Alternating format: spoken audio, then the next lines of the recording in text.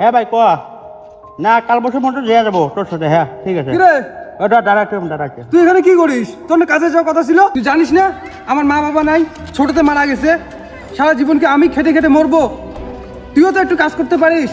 আমি এসব কষ্ট করে কাজটা দিলে করতে পারবো না।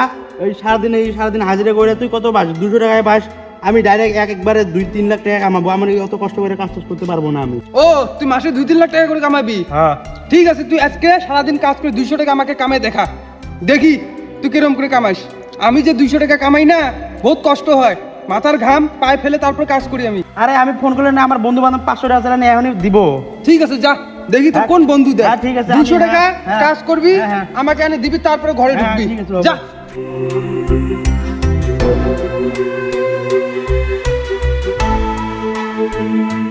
ওই টনি, টনি বাড়িতে আছিস?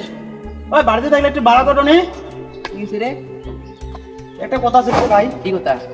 আমার পয়সা লাগছিল 500 টাকা। এই আমার কাছে তো নাই কে। 200 টাকা হবে? এই আমার একদম ফকির আমি।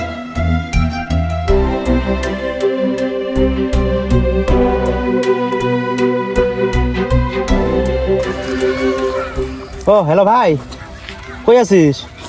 ভাই আমার সাথে অল্প দেখা করা লাগছিল। না না সে দরকারি একটা কাম আছে। ঠিক আছে তাহলে থাকি জন্য আমি গেতে আছি। হ্যাঁ ঠিক আছে। আচ্ছা ওই জরুল ভাই, কি হলো ভাই রে আমার 200 টাকা সেই দরকার। বহুত মানুষের কাছে খুঁজলাম, কেউ দিল না। আমাকে 200 টাকা সেই দরকার ভাই। মায়েরি আমাকে 200 টাকা ঝামতে হোক, তুই 200 টাকা আমাকে দে প্লিজ। না আমার কাছে তো এখন পয়সা নাই। আমার সেই দরকার ভাই, তুই যেমন করে হোক পারস আমাকে দে, যেমন করে হোক। রাখো, আমি দাদাকে বলে দেখছি দাদার কাছে আছে নাকি। যা অল্প অনুরোধ করলাম যা। তোমার কাছে 200 টাকা হবে? কেন? এই আমার বন্ধু এসে আমার কাছে 200 টাকা ধারে চাইছে, আমার কাছে তো পয়সা নাই। তোমার কাছে হবে নাকি 200 টাকা? দেখো ভাই, 200 টাকা কি মগের মূল্য? হ্যাঁ, তোমার বন্ধুকে বলো কাজ করতে।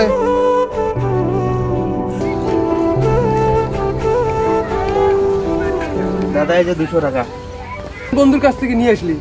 না দাদা, আমার কোনো বন্ধুই দেয় নাই।